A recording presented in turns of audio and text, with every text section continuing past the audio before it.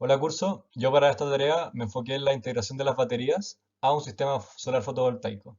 En particular vamos a revisar la conexión DC-serie. El paper que yo estudié plantea la conexión de la batería al sistema PV a través de una unión tipo T, en donde se genera un nodo que la siguiente ecuación de Kirchhoff debe cumplirse.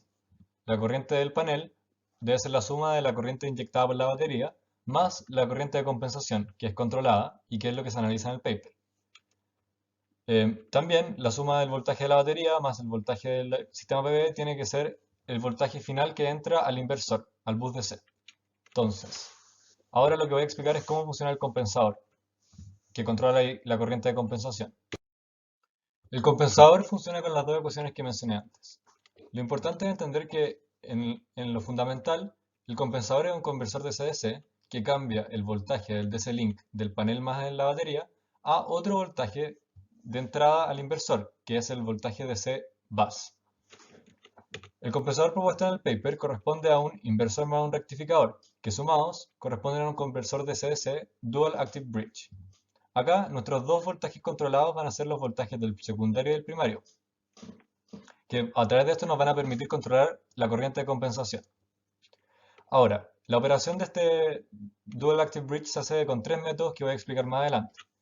Pero lo importante es que cualquiera sea el método, vamos a tener una corriente de compensación de referencia, a la cual le vamos a calcular su error y luego, con un sistema PI, controlar ambos voltajes, el del secundario y el primario, permitiéndonos finalmente controlar la corriente de compensación y así el de la batería y del PV.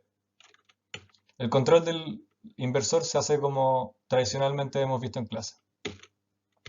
Los modos de operación que explicaba antes se basan en controlar la corriente de compensación de referencia. Si nosotros queremos hacer que solamente funcione el panel y dejar la batería afuera, entonces el controlador optimiza a través de la curva BI y un control MPPT la corriente necesaria en el compensador.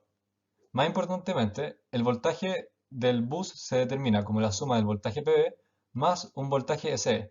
Este voltaje SE desconecta virtualmente la batería del sistema, impidiendo que ésta inyecte corriente. Ahora, si nosotros queremos hacer que la batería entre en operación, entonces lo que vamos a hacer es dejar SE libre y dejar que la batería controle ese voltaje. De esta manera va a generarse una corriente de batería que va a permitir que ésta inyecte corriente a la unión T. El paper propone ponderar las eficiencias para optimizar el sistema. Por último, tenemos que imaginarnos qué va a pasar cuando se desconecte el panel o cuando éste genere cero corriente y cero voltaje. Lo que va a pasar es que se va a entrar en el tercer modo de operación, que es solamente con la batería funcionando. Muchas gracias. Las referencias.